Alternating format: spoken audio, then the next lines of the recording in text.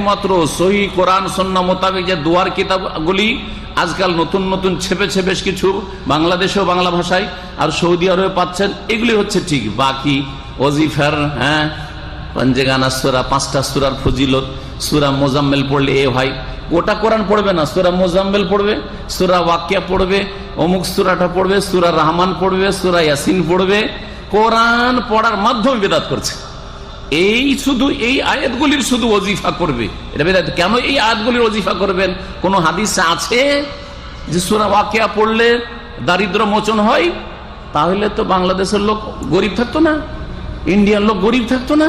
হ্যাঁ, সৌদি আরবে তো এগুলো একটা লোক এগুলো ওজিফা করে না, জীবনে কোনো লোককে খুঁজে পাবেন না আরবে যে সূরা ওয়াকিয়ার ওজিফা পড়ছে।